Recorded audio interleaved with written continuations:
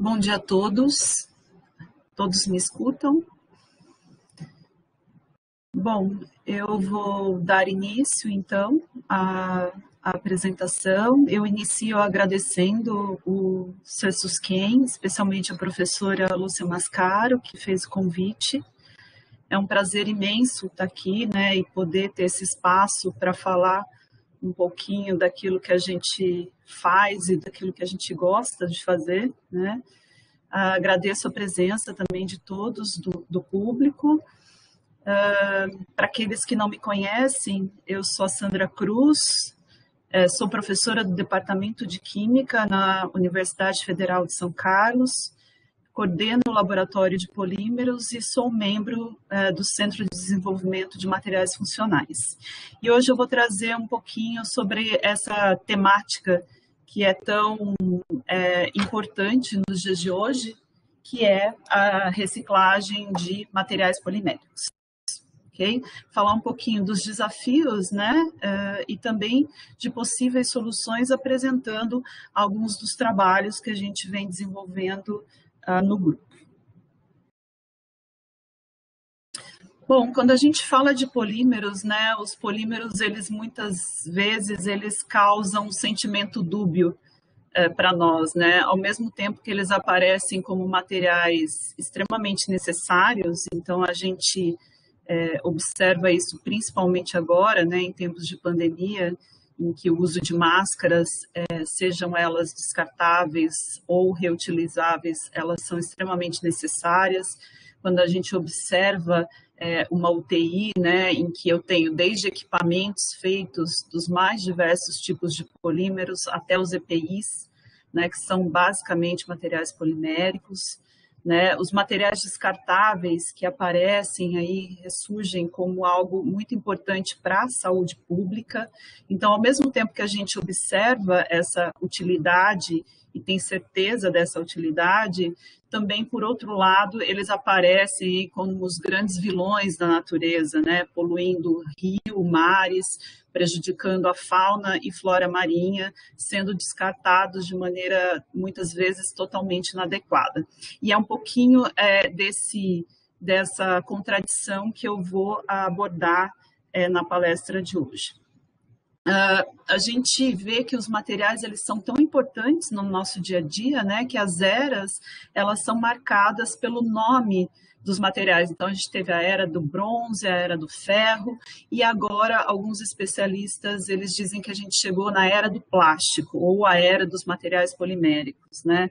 E se a gente observar esse gráfico que foi divulgado pela revista FAPESP em 2019, a gente vê uma projeção, um crescimento exponencial na produção global de materiais poliméricos, e a perspectiva é que em 2030 a gente alcance aí 550 milhões de toneladas sendo produzidas, né? O que significa um aumento aí de 40% do que a gente tem atualmente. Então, sem dúvida que eles são materiais extremamente importantes, e a gente pode observar isso principalmente porque esse crescimento, na verdade, ele se dá muito pela possibilidade de modificação. Então, no nosso laboratório, a gente trabalha muito com a parte de modificação de polímeros, e quando eu falo de modificação, por exemplo, né, eu posso aditivar um polímero e transformá-lo num material com baixa flamabilidade, colocando um retardante à chama. Eu posso, por exemplo, colocar um plastificante, transformar um material rígido num flexível, eu posso conferir cor, eu posso inserir, por exemplo, nanotubos de carbono no material polimérico, aumentando a sua resistência mecânica. Então, a gente tem várias possibilidades aí de aditivação. Eu posso manter as propriedades de bulk e alterar as características de superfície, né? Aumentando ou diminuindo a hidrofobicidade. Eu posso criar materiais com nanotexturas, como eu estou mostrando aqui, né, para vocês. Isso pode facilitar, por exemplo, o ancoramento de determinados tipos de célula. Isso é muito interessante quando a gente fala de prótese. Eu posso, por exemplo, mimetizar uma asa da cigarra, né, que tem características bactericidas, né, e formar esses cones. Eu posso produzir blendas, misturando aqui uma blenda de poliamida com PET reciclado, e eu posso também reciclar esse material, modificando aí as suas características e muitas vezes conseguindo uma melhora nessas características. E, apesar da gente trabalhar em diversas frentes no laboratório de polímeros, eu vou me dedicar no dia de hoje a falar um pouquinho sobre a reciclagem de materiais poliméricos. Quando a gente fala de reciclagem de polímeros, eu tenho diversos desafios, né? E eu dividi em desafios em que a gente tem pouco domínio, ou seja, que a ciência tem pouco domínio, que nós, cientistas, temos pouco domínio, e aqueles em que a gente tem alto domínio. Falando rapidamente do pouco domínio, né? Por exemplo, a implementação efetiva da Política Nacional de Resíduos Sólidos, né, que foi sancionada em 2010, é algo que a gente ainda, infelizmente, está longe de atingir. A gente deveria, um dos desafios da reciclagem é a ampliação da coleta seletiva, porque se eu tenho uma ampliação de coleta seletiva, eu tenho materiais mais limpos, né? É a falta de incentivo fiscal também. A resina reciclada ela é bitributada, então isso é um baita de um desincentivo para toda a cadeia produtiva. E a gente esbarra também numa falta de volume, já que no Brasil a maior parte, né, eu diria quase a totalidade da separação dos resíduos é feito por meio de catadores e ainda a gente tem um volume muito baixo quando a gente pensa em escalas produtivas maiores. Agora vamos falar um pouquinho de algo que a gente tem mais domínio, né? Ou seja, quais são os desafios na área de reciclagem para nós cientistas? O primeiro é desenvolver produtos com menos tipos de materiais. O que eu quero dizer com isso? Eu vou dar um exemplo muito corriqueiro do nosso dia a dia. Quando a gente pega aquelas embalagens de salgadinho, as embalagens metalizadas, né?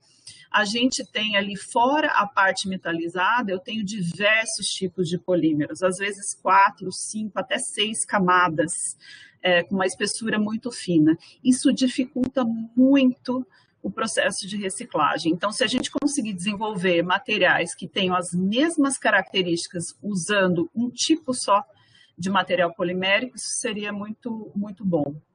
A gente também tem uma alteração muito significativa quando o material passa pelo processo de reciclagem. Eu vou abordar isso nessa palestra. A gente acaba tendo uma alteração muito significativa. A gente tem muita contaminação quando a gente fala de materiais reciclados, né? Muitos dos materiais acabam sendo contaminados, dificultando muito o processo de reciclagem. A gente tem uma falta de conscientização muito grande e eu fiquei em dúvida se eu colocava, será que a gente tem domínio sobre isso ou não tem, né? É claro que o poder público ele é fundamental para a conscientização, mas nós, cientistas, nós né, que estamos na universidade, que discutimos ciência, a gente também precisa levar essa conscientização no nosso dia a dia. Eu peguei esse dado, eu achei muito interessante, porque ele mostra o seguinte, ó, 98% da população acha que é muito importante a reciclagem, e 81% não entende, não sabe falar nada sobre o que é a reciclagem. Então, eu só me aproprio mesmo daquele conceito se eu entender aquele conceito. Então, a gente tem um dever aí de conscientizar, né, a população e poder divulgar isso. E aí, por último, o menor emprego do que a gente chama de single use. O que é isso? São os descartáveis, são os materiais de uso único. Então, eu vou dar um exemplo agora que eu peguei um dado essa semana.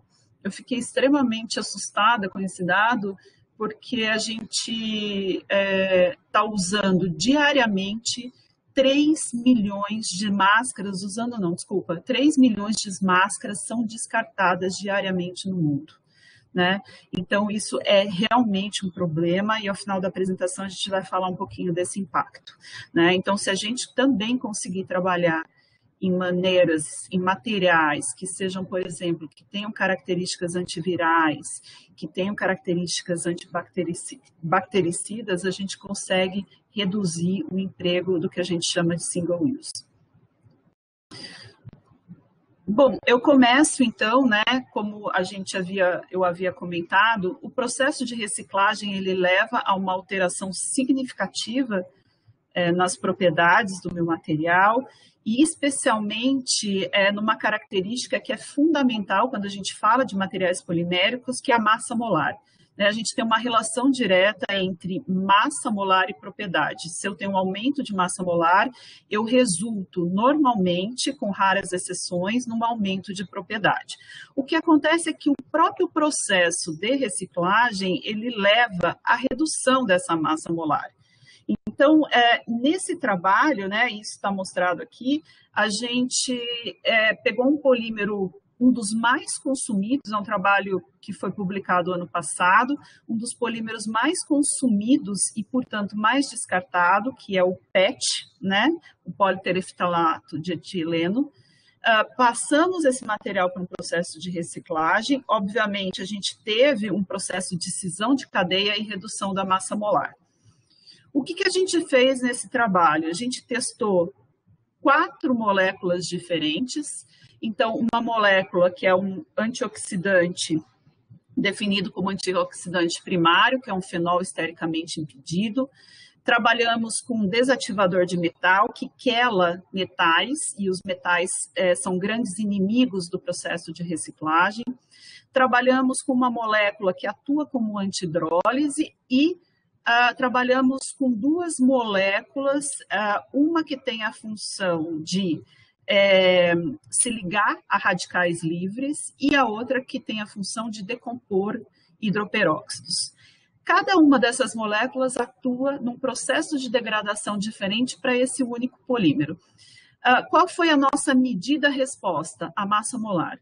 E aí, para isso, a gente usou aqui o design de experimentos para poder mapear isso. E nós chegamos à conclusão que o principal mecanismo, provamos isso, que o principal mecanismo de degradação é via hidrólise. Então, essa molécula, que é uma policarbodimida, ela atuou evitando aí a degradação.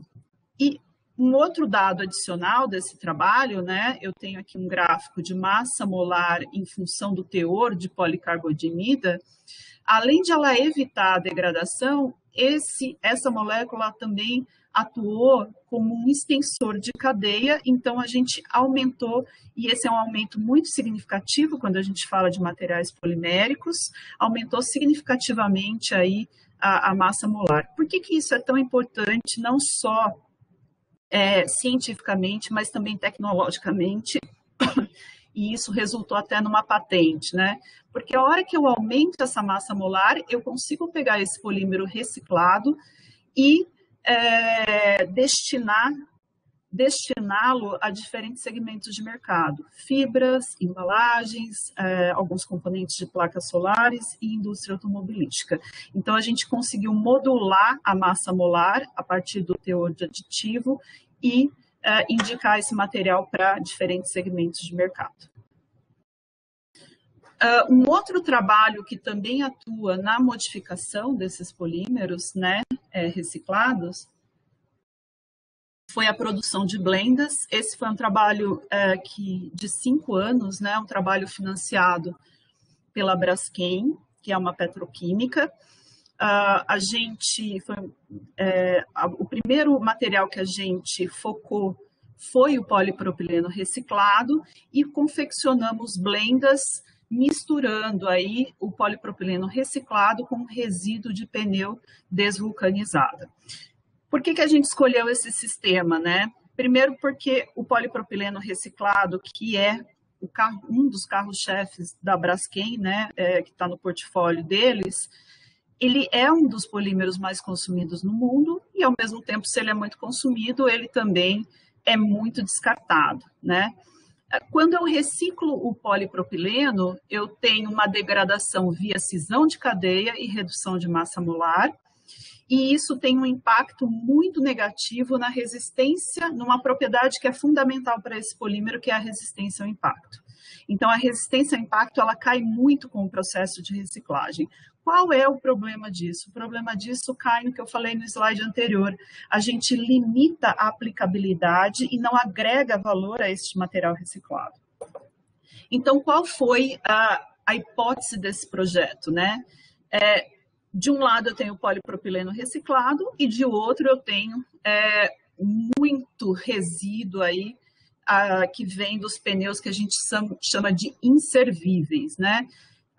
Só para vocês terem uma ideia, em 2019 a gente teve uma nova frota de veículos em torno de 15 milhões. Então, se a gente pensar que um veículo ele troca 4 pneus, vamos pensar em 4, sem considerar os caminhões, a cada 50 quilômetros, 50 mil quilômetros. Então, imagina a quantidade de resíduo de pneu que a gente tem gerado aí todos os dias. O maior desafio que a gente tem na área de reciclagem de pneus é que eles são infusíveis e insolúveis.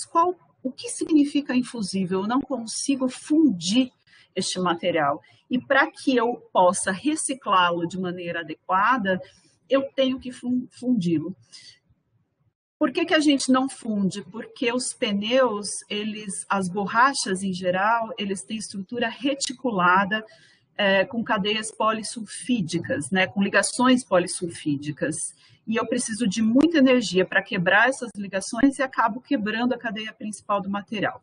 Então, a hipótese desse trabalho eu incorporo, faço um processo de desvulcanização, quebro essas ligações polissulfídicas, incorporo no polipropileno reciclado, aumentando aí o que a gente chama de resistência ao impacto, ou que pode também estar associada com a tenacidade do material. Então, como eu falei para vocês, foi um projeto de 5 anos. A primeira etapa desse projeto, ele consistiu justamente de realizar o processo de desvulcanização.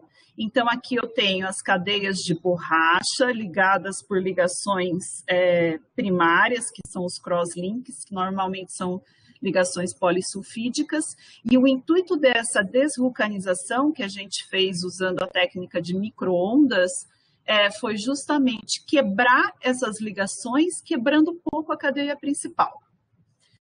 É claro que esse trabalho, eu só estou mostrando esse dado, mas foi um trabalho bem extenso de morfologia e tudo mais, até para a gente entender a composição, né? Porque normalmente os resíduos de pneu eles são misturas de borrachas e a gente tem muitos tipos de aditivo, além de negro de fumo, enfim, óleos de processo. É uma composição bem complicada de se trabalhar. Mas aí a gente depois submeteu os materiais desvulcanizados a um teste de geometria capilar, e a gente, que é a viscosidade aqui em função da taxa de cisalhamento, e a gente observa que todos os materiais testados com diferentes tempos, eles tiveram a capacidade de fluir. Diferente aqui deste resíduo, que eu não consegui fazer esse ensaio, porque ele simplesmente não fluía. Bom, depois que a gente conseguiu fazer esse material fluir, a gente teve outro desafio, né? Quem trabalha na área de blendas, e aí a gente aqui já confeccionou a sequência, foi misturar aquela borracha desvulcanizada no polipropileno e produzir essas blendas.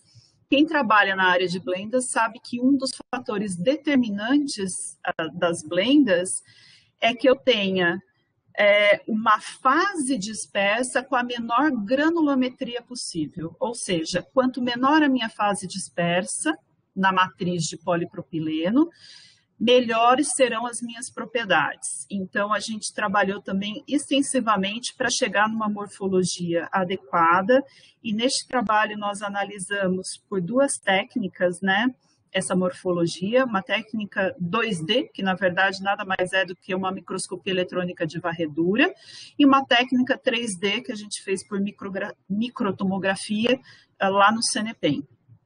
Analisamos o corpo de prova para chegar num modelo de fluxo dessas partículas. E a gente percebeu o seguinte, ó, que quando o material ele era injetado, então ele fluía por este canal, as partículas que estavam próximas à parede do molde, elas se alongavam e quebravam em fragmentos menores. Então, era esse perfil de fluxo que a gente precisava desenvolver para chegar numa morfologia mais refinada. A última etapa desse trabalho, né, que até por coincidência deu tempo de colocar, esse artigo foi publicado antes de ontem, a gente foi medir as propriedades térmicas e mecânicas dessa blenda produzida. É claro que a gente já tinha esses resultados, tanto é que a gente já tinha feito até uma patente com relação a esses dados, mas o artigo acabou saindo antes de ontem. E aí a gente observou o seguinte, né? A gente teve como resultado final, e muito em função da morfologia que a gente conseguiu, um aumento de 390% na tenacidade da blenda, incorporando 15% de borracha, quando a gente compara só com polipropileno reciclado. Então, foi um dado bem interessante, bem bacana, que a gente acabou conseguindo. Um outro desafio, né, com relação à reciclagem de polímeros, é quando a gente pensa para colocar esses materiais em contato com o alimento, né? Então, isso é algo também que a gente vem trabalhando lá no laboratório ao longo, na verdade eu trabalho com isso desde do meu doutorado e tenho vários trabalhos relacionados com essa área, uma área que eu acho muito interessante. Qual é o problema que a gente tem de reciclar um polímero e transformá-lo, por exemplo, numa embalagem que entrará em contato com o alimento? O maior problema está associado ao mau uso dessas embalagens, né? Então, o que pode acontecer é que o consumidor ele coloca lá gasolina, pesticida, e isso pode contaminar também o próprio consumidor numa aplicação final, né? Por isso, as agências reguladoras, elas impõem algumas restrições, por exemplo, a FDA e a Anvisa, né, são as agências reguladoras, elas colocam restrições, mas não proíbem o uso de material reciclado para contato com o alimento, né? Mas essas restrições, elas estão associadas, claro, ao mau uso dessas embalagens e elas permitem a utilização desde que a gente comprove que a tecnologia de descontaminação reduza esses contaminantes a níveis que são aceitáveis. Considerando isso, né, o que essas agências reguladoras, especialmente a FDA, ela define? Que a gente tem que simular o pior caso. O que a gente sabe hoje? Que 1 a cada 10.000 embalagens ela é contaminada. Isso significa que a cada 10.000 embalagens que eu coleto, uma pessoa, um consumidor, ele colocou algo que fez com que ela contaminasse. Ou esse material ele foi para uma destinação não correta, num lixão ou num aterro sanitário e foi contaminada. Mas as agências reguladoras acabam falando que a gente tem que simular esse mau uso. O que é essa simulação, né? É a gente expor todo o material que eu quero reciclar a um coquetel de contaminantes, né? Está aqui esse coquetel, com propriedades físico-químicas diferentes com relação à polaridade e volatilidade. Então, eu deixo o material imerso durante um determinado tempo, com agitação periódica, e depois desse período, o que eu posso fazer são, por exemplo, os testes de migração. Eu coloco o polímero contaminado em contato com simulantes de alimentos e aí, por técnicas analíticas específicas, a gente determina o quanto acabou migrando para esse alimento, né? E isso a gente tem feito também muito com o grupo da professora Cristina Nerim, em Saragoça, na Espanha. Ou ainda, o que eu posso fazer é avaliar esse polímero aqui sem colocá-lo em contato com o alimento e ver o teor de contaminantes que eu tenho neste material. Quando a gente fala de contato com o alimento, né, algo que está sendo muito discutido, não só na comunidade acadêmica, mas também na indústria, especialmente na Europa, são duas classes de substâncias. Eu vou chamar de classes de substâncias, que são as substâncias que são intencionalmente adicionadas, ou que a gente chama de IAs, aos polímeros, que podem ser, por exemplo, resíduo de catalisador, aditivos, monômeros residuais, né? E eu sempre trago esse exemplo. Eu não sei se alguém acompanhou, mas há um tempo atrás as mamadeiras elas eram feitas, por exemplo, com policarbonato. O policarbonato ele tem como monômero residual o bisfenol A, e ao longo do tempo percebeu-se que o bisfenol A ele migrava para o alimento, que no caso era o leite nessa aplicação, e aí causava vários problemas de saúde. Então, esse é um exemplo de uma IAS, né? E o bisfenol A, em que é uma substância intencionalmente adicionada necessária para o processo de polimerização. Só que além das IAS, né, que são mais fáceis da gente prevê-las num polímero, a gente tem as substâncias que não são intencionalmente adicionadas, né? São substâncias, imagina o seguinte, que num polímero eu tenho, além de todos esses componentes, eu posso ter aditivos, impurezas, e todos esses componentes podem gerar produtos de degradação. Esses produtos de degradação podem reagir com outros produtos de degradação, gerando novos compostos, né? Então, as substâncias, as NIAs, também são extremamente importantes quando a gente fala de polímero para contato com o alimento. E elas se tornam ainda mais críticas no processo de reciclagem.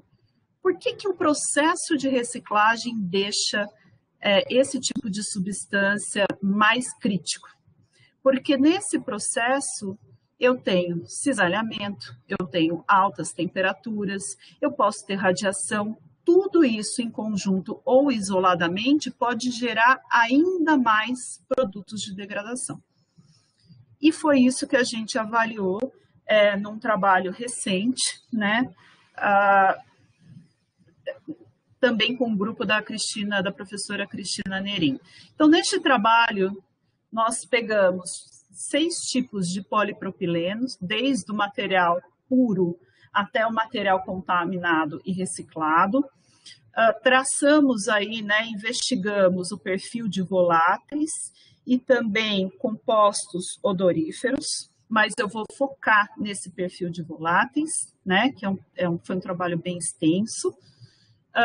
E nesse perfil de voláteis, né, que a gente determinou por CGMS, a gente identificou aí 16 compostos no material puro definidos aí como NIAS e IAS. A maior parte eram, na verdade, compostos não intencionalmente adicionados, que possivelmente vieram do próprio processo produtivo, né? E principalmente a gente encontrou bastante alcanos. Fazendo esse mesmo estudo, porém, para um material contaminado e reciclado, foram encontrados aí aproximadamente 26 compostos classificados aí como NIAS e IAS. Apesar de as NIAS, a determinação principalmente de NIAS ser algo recente na literatura, elas são extremamente importantes. Por quê? Primeiro porque é muito interessante a gente saber esses novos compostos, né, que a gente pode ter nesses materiais, sejam eles reciclados ou não. É muito importante a gente desenvolver técnicas analíticas que sejam capazes de determiná-los. É muito importante catalogar essas substâncias que eventualmente sejam produzidas e também tentar identificar o que acontece no organismo humano quando elas são ingeridas, mesmo que em pequenas quantidades, né? Então, esse trabalho é extremamente importante, a detecção de NIAS e NIAS, especialmente quando a gente fala de materiais reciclados. Bom, considerando então essa formação de NIAS e IAS e a possibilidade de migração de contaminantes para o alimento, algo que a gente também tem desenvolvido muito no laboratório é a confecção de barreiras funcionais depositadas a plasma, né? E o que a gente tem trabalhado são filmes de carbono amorfo hidrogenado que são colocados sobre o polímero, né? E fazem aí como se fosse uma barreira com o alimento.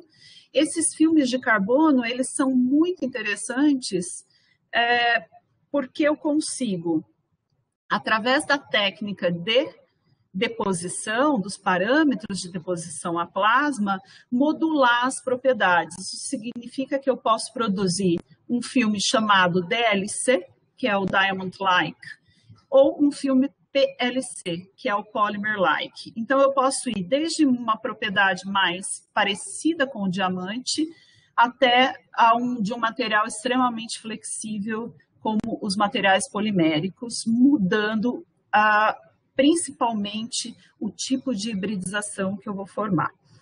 E é isso que a gente tem estudado também nos últimos tempos. Este é um trabalho mais antigo, mas eu tenho outros trabalhos também nessa área.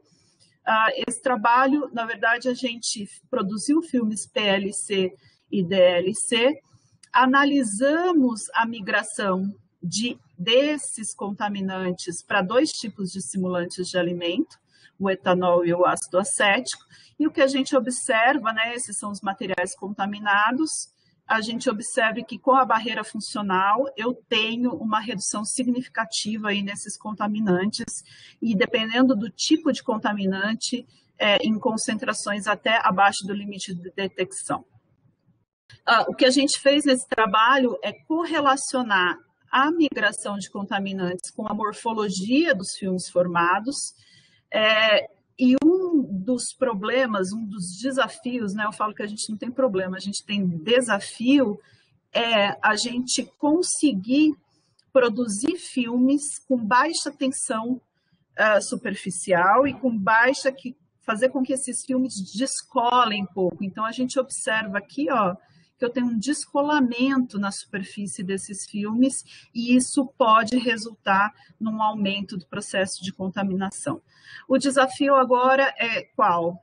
A gente já mudou o substrato, então a gente está trabalhando nesse caso aqui com o PET, né, que é um polímero que tem uma temperatura de transição vítrea em torno de 70, passamos para um polipropileno e também o próximo passo é a produção de filmes que sejam ainda mais flexíveis para evitar que eu tenha qualquer defeito estrutural nesse tipo de filme.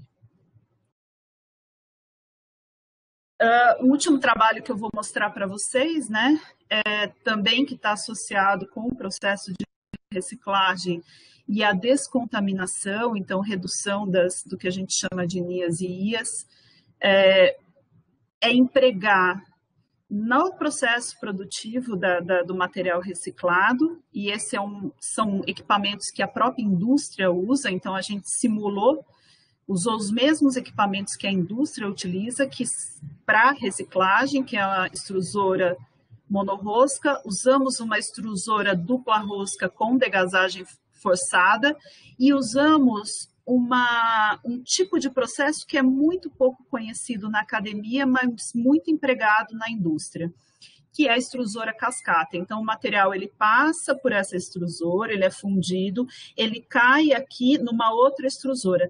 Durante esse caminho, que tem mais ou menos aproximadamente 3 metros, a gente tem a saída aí dos voláteis, né? E aí, só focando nesse gráfico, por favor, peguei um contaminante só, um tipo de simulante de alimento, e a gente tem uma redução muito significativa. Esse trabalho nos mostrou o seguinte, que esse tipo de processo é o mais adequado quando a gente pensa em contato com o alimento, ou seja, a extrusão com 2 roscas e com degasagem forçada, ela pode levar a um nível de descontaminação significativo. Então, os próximos trabalhos do grupo, eles estão focados além de eu associar o processo mais adequado, associar também a deposição de filmes finos e criação de barreiras funcionais que também sejam adequadas e minimizem cada vez mais a migração desses contaminantes. Eu queria mostrar para vocês, né, que essa temática de reciclagem de polímeros, ela está sendo amplamente discutida não só no meio acadêmico. Então, eu peguei é um editorial da Nature, que foi lançado mês passado, né, em fevereiro. Então, ele aborda, eu achei muito interessante, porque ele faz a abordagem de que a química pode ajudar os plásticos, os polímeros a serem mais sustentáveis, e todo o foco desse editorial ele vai para a área de reciclagem, né? Só que o que eu achei também interessante é que ele fala que isso é só parte da solução, né? Que a outra parte ela depende do poder público, ou seja, depende daqueles desafios que eu comentei com vocês, que a gente tem pouco domínio, depende de políticas públicas efetivas para que isso realmente saia do papel. E aí aqui eu estou mostrando, né, como a indústria ela também está agora se preocupando muito com essa questão. Então, a Braskem, que é no Brasil, é a maior petroquímica que a gente tem, e talvez é uma petroquímica de porte mundial, né, muito conhecida internacionalmente, principalmente nacionalmente. Ela produz, agora eles estão colocando no portfólio deles, além das resinas dos polímeros feitos com base petróleo, também as resinas feitas a partir de fontes naturais.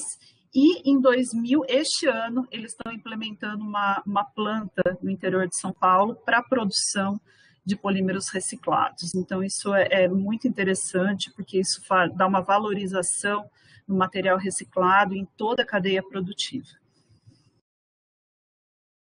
E para finalizar, né, eu queria só deixar uma reflexão para vocês. Eu acho que a gente está talvez a gente está num dos piores momentos, né, que a gente está passando aí ao longo dos últimos tempos. Então, estamos no meio de uma pandemia com aproximadamente 3.000 mortos, né? Ontem quase tivemos 3.000 mortos. E eu falo que essa pandemia ela escancarou aí, ela deixou claro vários aspectos da nossa sociedade. Eu acho que a primeira delas que a gente pode falar é com relação da importância da ciência e tecnologia, né? É justamente da ciência e tecnologia que a gente espera uma saída da situação que a gente está. Então, é muito importante, né, eventos de divulgação de ciência e tecnologia, e o CESUSQUEM faz isso de forma brilhante. Eu parabenizo, né, toda a equipe por isso. Acho que essa pandemia também, ela escancarou a imensa desigualdade social que a gente tem, principalmente no Brasil, né, e escancarou também a maneira como mundialmente a gente lida com os nossos resíduos, né? Então, uma discussão que está chegando agora e que está muito forte, que começou o ano passado, é justamente o que eu estou mostrando para vocês nessas imagens. Então, vamos imaginar que nós temos descartados hoje, né, estimativa de 3 milhões de máscaras dia, né? E aí a pergunta que eu faço, né, o que essas máscaras, como essas máscaras vieram parar aqui, né? E hoje as fotos são piores ainda.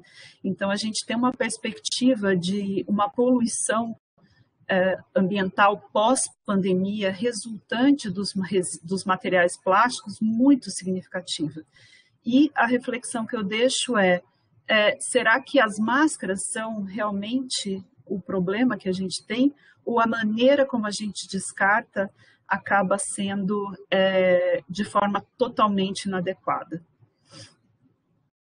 Eu agradeço imensamente a paciência de vocês, né?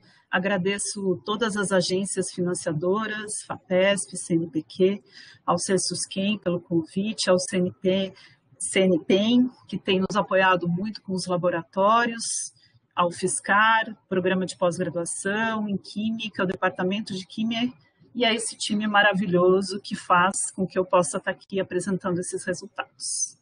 Muito obrigada, pessoal. E fico aberta para perguntas. Respondendo a Jéssica, né, sim, Jéssica, esse é um dos problemas que a gente tem. A extrusora dupla rosca, ela reduz mais a massa molar, então a gente tem que se dedicar um pouquinho mais a essa parte de degradação, mas ela realmente ajuda nesse processo de descontaminação. Então, Arlene, a gente, na verdade, essa parte é uma parte que a gente desenvolve, né, com o grupo da Cristina Nerim, que é um grupo especialista em química analítica e na detecção desses compostos. O que a gente normalmente faz é uma técnica, usa a técnica, né, de pré-concentração, e até no último trabalho que a gente fez, que foi o Robert que desenvolveu, a gente testou várias fibras, né, para fazer essa pré-concentração, e depois a gente faz a curva de calibração e faz a identificação por CGMS. Quando a gente precisa calibrar, né, quando a gente quer quantificar, Arlene, no caso das NIAs e da IAS, que foi aquele trabalho recente que saiu na Food Chemistry, a gente não quantificou, a gente só identificou. Na verdade, João, eles vêm de produtos de degradação, né? Então, quando você, é o que eu comentei lá, você tem a degradação desses materiais, seja do polímero, ou seja de aditivos, ou seja da combinação entre eles, você acaba gerando aí alguns compostos de baixa massa molar que são voláteis, né? E que aí a gente identifica por CGMS. Sim, é verdade, Arlene. Luciele, né? Não, eu falo que não tem reciclagem simples, né? A gente consegue reciclar basicamente todos os polímeros, né? Tirando os termofixos, mas os elastômeros e os termoplásticos nós conseguimos reciclar. Eu consigo reciclar e criar um material com propriedades não tão boas, mas se eu almejo agregar valor, a reciclagem não é algo tão trivial, né? E tem vários detalhes que precisam ser considerados. Jéssica, para minimizar, a gente após passar pelo processo de extrusão, porque a extrusão ela faz parte da reciclagem mecânica, né, que é a mais usual. Então, após ele passar, a gente tem que recuperar de alguma forma essa massa molar, ou durante o próprio processamento, como eu mostrei, inserir algum aditivo ou alguma molécula que faça com que eu tenha um aumento de massa molar. Pessoal, muito obrigada pela presença, e o meu contato, se vocês precisarem de qualquer outra informação, podem entrar em contato, tá? Mais uma vez, muito obrigada, e muito obrigada, Arlene, pela oportunidade.